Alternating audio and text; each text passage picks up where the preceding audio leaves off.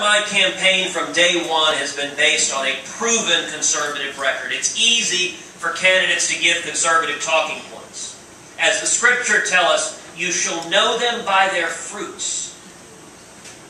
If you're really a conservative, you'll bear the stripes from standing and fighting and defending conservative principles. When President Obama put the offshore drilling moratorium in place, I represented the U.S. Chamber of Commerce and the Greater Houston Partnership and 29 chambers of commerce up and down the Gulf Coast challenging that moratorium in federal court. And the Federal Court of Appeals agreed with us that the moratorium was contrary to federal law.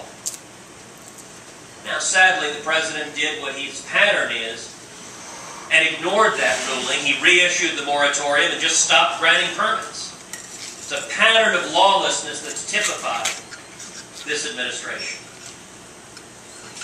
A third step, stop the abusive enforcement of environmental laws.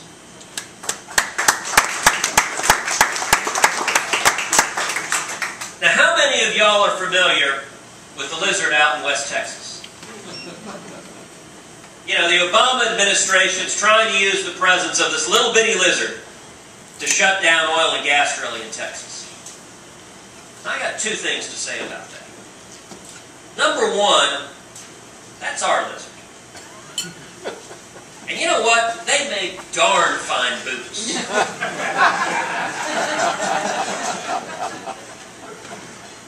But number two, getting back to the point about a proven conservative record. When I was the Solicitor General of Texas, the chief lawyer for the state of Texas in front of the U.S. Supreme Court and all the state and federal appellate courts, I was appointed by Greg Abbott, who in my judgment is the finest Attorney General in all 50 states.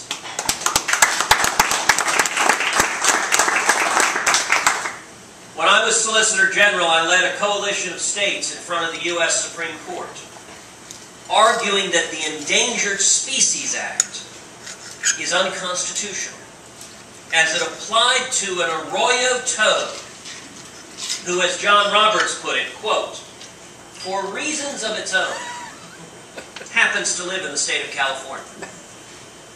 And we argued on behalf of the states that Congress doesn't have the authority under the Commerce Clause of the U.S. Constitution to regulate a toad that never crosses state lines.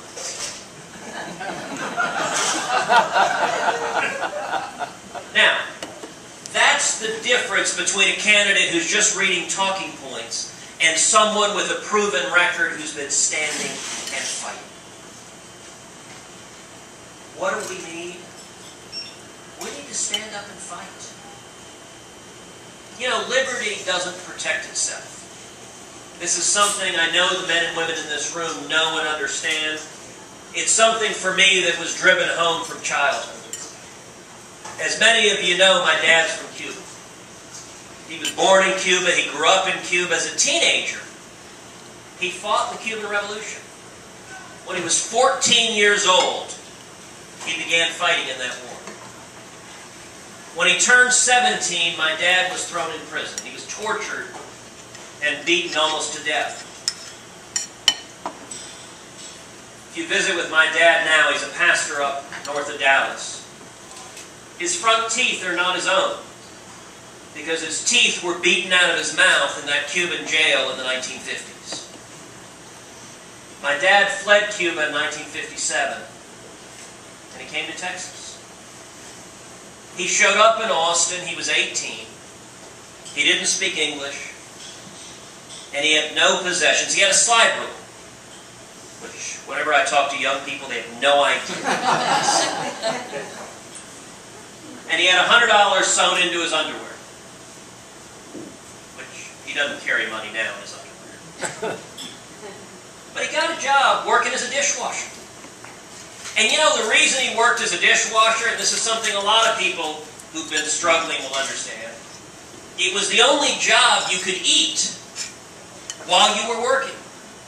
You got free food. And my dad worked 7 days a week because he had no money. And if he didn't work, he didn't eat. And since he liked to eat 7 days a week, he worked 7 days a week. And he worked his way through the University of Texas, getting a degree in 1961.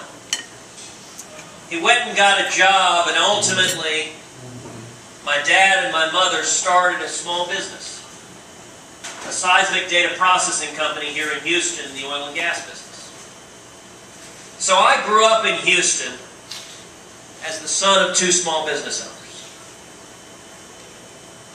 And as many of you have heard me share before, when I was a kid, my dad used to say to me over and over again, when we faced oppression in Cuba, I had a place to flee to. If we lose our freedom here, where do we go? And there's no place to go. There's a reason Ronald Reagan called our nation the last best hope of mankind on earth. And the great blessing of being the child of someone who fled oppression is you understand how fragile liberty is. It's not written in stone that our nation will remain the freest and most prosperous nation on earth. The only way that happens is if we stand up and fight for it. Never in our lifetimes has liberty been threatened from Washington like it is right now. And yet there's an awakening of people all over the country saying, look, don't give us the same tired, incumbent politicians. We want leaders and fighters. We want to turn things around. So number two, how do we get it? In this race, as you know, my principal opponent is Lieutenant Governor David Dewar. And the Lieutenant Governor's got a handful of significant advantages. Number one, he's got universal name ID. It is north of 90% among likely primary voters. Number two, he has unlimited personal cash. He's worth north of $200 million. According to his recent financial filings, he'd be the third richest member of Congress. John Kerry looks at him and goes, that guy's rich. So he can be expected to put tens of millions of dollars of his own money into flooding the airways with television campaigns. And number three, he's the sitting lieutenant governor, which every lobbyist in the state of Texas has had that explained to him in fairly uncertain terms. So how are we going to get this done? How are we going to win this race? And I'm convinced we are going to win this race. Three things. Grassroots, message, and momentum. Let's talk about grassroots. Pasan en Europa, ellos tienen